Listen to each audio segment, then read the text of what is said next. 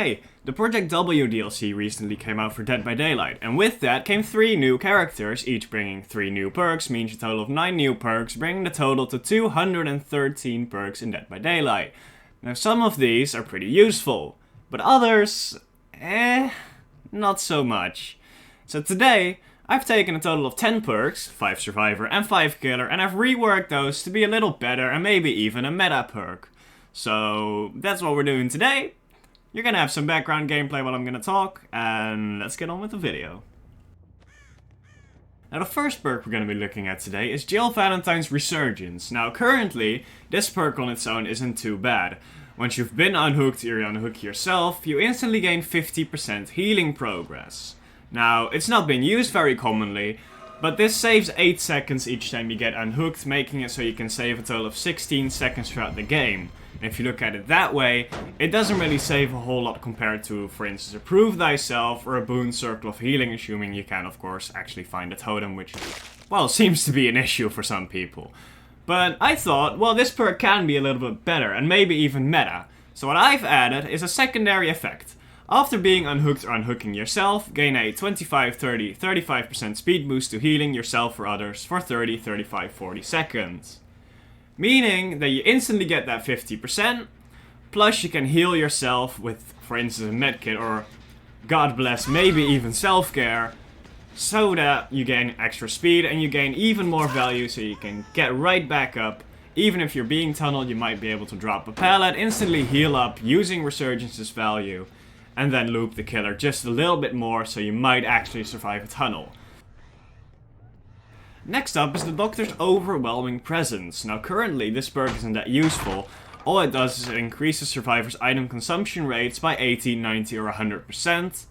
And that's pretty much it. It's not that great, it's not used. I haven't seen a single person use it unless they're a new doctor. Now, I'm not going to be making this perk a meta perk, but I have slightly increased this perk's value by sort of making it like the Trapper's perk. So all I've added is, besides the 80, 90, 100% consumption rates, their chances to trigger a skill check are also increased by 10, 15 or 20% while using their item. Now, the way you gotta look at this is each charge, it increases by 20%. So I don't know the base percentage by heart, but let's say that's 5%, meaning that this perk increases it to 25% for each charge. Now if you use more charges while using a toolbox or a medkit, the charges are coming through faster. So this makes it so that if you're using a toolbox or a medkit, well, you're basically just gonna have constant skill checks, if I have done this right. But of course, we'll put it in the PTB, let's see how it works. But I think this might actually be a good rework. It's not gonna be commonly used, it's not gonna be a meta perk, but at least it won't be this fucking shit. Recently, Jake Park's Iron Will got a nerf, making it a pretty useless character for looking at perks, and the only useful perk really being Saboteur, only for sabotage challenges. So I thought, let's take a look at one of Jake Park's perks, specifically Calm Spirit. Now I used to run Calm Spirit back in the day, when I was also convinced that Spice from the Shadows was a very powerful perk, and I thought everybody was using it, so I used Calm Spirit. Well, not everyone is using Spice from the Shadows, even though they should in my opinion. But I stopped using it, and it's pretty shit now in my opinion. But that's why I've reworked it today. Now I've been in the dark with this one for a while, because I wanted to rework one of Jake's perks, and I knew that it can't really be Saboteur, because it only has one purpose pretty much, and you can't really change that. And Iron Will, of course, recently got a nerf, so that's not really an option either. So I had to look at Calm Spirit. And so I came to adding one thing and removing another. So currently, the first 2 effects are still the same. It prevents crows from being alerted by your proximity and flying off unless they're being stepped on, and it still suppresses the urge to scream from pain at all times. Now the third effect was already there, but it had a slowdown boost for when you were opening chests, cleansing or blessing totems. So I've removed that effect, and instead it now just suppresses all noises related to unlocking chests and cleansing or blessing totems, and it no longer reduces your speed, because, let's face it, why the fuck would you want that? So I feel like this could be a better addition. And then I've also added one effect, which is whenever the killer alerts a crow within an 8, 12, 16 meter radius from you, reveal their aura for 3, 4, or 5 seconds. Basically just putting an Uno reverse card on the table. This is Spice from the Shadows for Survivor. Thank you for coming to my TED Talk. Let's go to perk number 4. Alright, perk number 4 next up is the Trapper's Brutal Strength. Now once again, currently this perk ain't too bad. It increases your dropped pallets, breakable walls, and generator breaking speed by 10, 15, or 20%. But on its own I felt like this perk wasn't too good, so I felt like it needed a bit of a buff. So with that, I've added the ability to see the aura of dropped pallets and breakable walls within a 24, 28, 32 meter radius, which is the same radius as the Oni-Senshin tactics. The reason I did this is because Brutal Strength on its own currently ain't too good, like I said, and I feel like this radius range thing could really help this perk be a little better. I wouldn't say meta, but it can really help you counter loops and break drop pallets. If you haven't broken them first, you can go back and see their aura so you can find them faster and recover and find a new survivor faster. So I feel like this could be a good addition, but once again, not too sure. I feel like this can do. Next up is our first of 2 perks today, which are going to be getting a complete rework. Now our first perk is Laurie Strode's Decisive Strike, which I know it's been through a lot of reworks, but I think this time we might actually have something which could work. Now I have to mention, this is not 100% my rework. This first rework was posted on Reddit, on Archer's Dead by Daylight by u/JohnCho99, so a huge thank you to them for letting me use their suggestion, and well, I put my own little twist to it. So their idea was that at the beginning of the trial you have 5 tokens. For each generator completed, consume 1 token. Now this is still the old effect. After being unhooked or unhooking yourself, Decisive Strike activates for 60 seconds. While active, complete a skill check when grabbed by the killer to escape, stunning them for 2 seconds, which is your base time. Each token in your possession increases the stun duration by 1 second and increases the skill check success zone by 10%. Now from here, the perk is still the same, but the 1 second for each token and the 10% for each token is what I've added this time. So yes, at 5 generators, the stun will be 7 seconds, which is insane, and this definitely needs to be released in the PTB. But this also means that you have already been hooked once at 5 generators, you have been down the second time, so I feel like with this perk it could really counter tunneling. Now of course, the 60 seconds timer is still a thing, cause, well, you can be in chase for 60 seconds, or you can still be tunneled slightly, and especially if it's 5 generators, that can suck major dick. But I feel like this could definitely be a good increase for Decisive Strike's value, and the 10% skill check success zone increase could definitely help to hit them more often and guarantee a hit, especially when you're still at 5 or 4 gens. Next up is the Dredge's Septic Touch. Now currently this perk is pretty shit, just like the other ones. All it does is once the survivor finishes healing within your terror radius, that suffers from the blindness and exhausted status effects for I think it is 6 seconds. Now, this isn't too good, and I don't really get the exhausted, because, well, even combined with Nurse's Calling, you can just walk it off pretty fast, and then move on with your life. So I think what could be way more terrifying and way more fitting for Dredge is if we change the exhausted to Oblivious, and we let these effects linger for 10, 15, 20 seconds. So combined with Nurse's Calling, you can very well get a jump on the survivor due to Oblivious. They'll have blindness just for the added Dredge effect, and I think this could really be a good jump scare perk, especially, like I said, combined with Nurse's Calling. Now, I wouldn't call it meta, but this could definitely be something that we can see an increase of in the game if this change were to happen.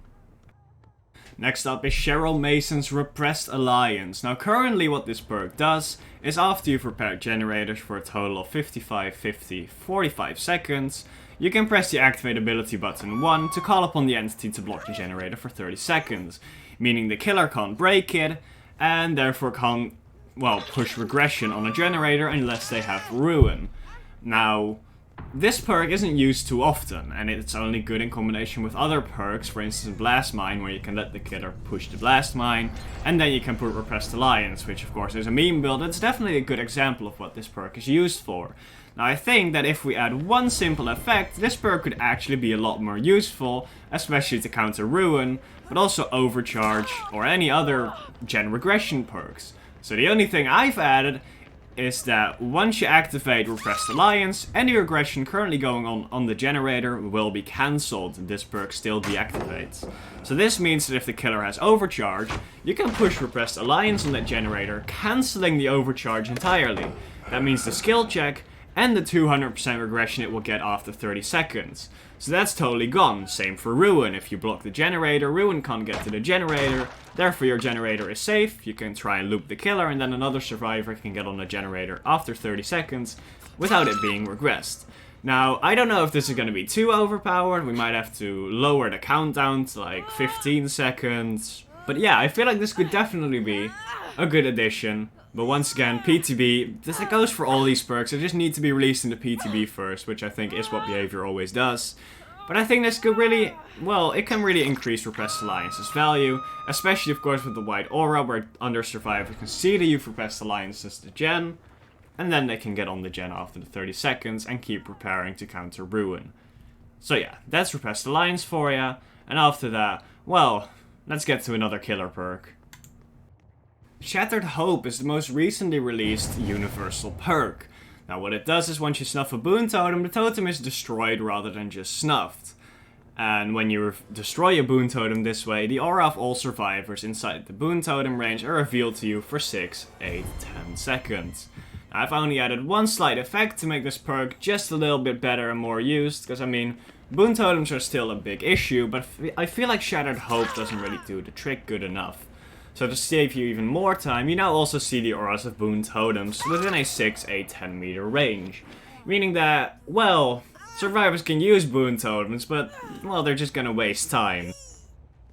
We have Mettle of Man from Ashley J. Williams. Now currently this perk requires you to take 3 protection hits, and then the next time you would take damage, the game would ignore that and instead, well, deactivate Mettle of Man. Now, the idea of this perk is nice. It supports altruism, and in exchange it lets you take a hit, but I feel like the 3 protection hits, well, it's a pretty big waste, because each time you take a hit from healthy to injured, it takes you 16 seconds to get healed again. And is that really worth it? No, not really, not for taking 1 hit. So I've reworked this perk. After unhooking a survivor, reveal your aura to the killer for 20, 15 or 10 seconds. Which is basically the old version of what Mettle of Man used to be with the aura revealing. Now, rather than 3 protection hits, it now requires you to perform 2 safe unhook score events, which means that you have to unhook someone and that survivor has to be safe, so not be chased, I think, for 30 seconds. After you've done that, Mettle of Man activates and you gain the Endurance status effect. Mettle of Man deactivates once you are inflicted with the Deep Wound status effect, which means that Mettle of Man can only deactivate when you are already injured, and then you get hit and inflicted with Deep Wound. That's when it deactivates, and that's when you can start unhooking again. And then we are at our last killer perk, and also our last complete rework of the video. The Wraith's Bloodhound. Now let's face it, the Wraith currently has pretty shit perks. The only one that's kinda decent is Shadowborn, but not a whole lot of people use it. I don't use it, because all it does is just increase your FOV, which, well, it can be useful, but I don't really like playing with it, so I feel like the Wraith could use a bit of a boost. So, what I've added for the Wraith is Bloodhound reworked. Your thirst for blood fills you with rage and grants you great strength while chasing your prey. After spending 30, 25 or 20 seconds in chase without performing a basic attack or special attack, Bloodhound is activated for the next 60 seconds. While Bloodhound is active, after putting a survivor into the injured state, the survivor is inflicted with the Hemorrhage status effect, which increases the rate at which healing progress is lost through hemorrhage by 15, 20 or 25%. Hitting a survivor while Bloodhound is active decreases successful basic attack cooldown by 25, 30 or 35%, and reactivate Bloodhound. So, basically what you want to do with this perk is just chain hits on multiple survivors.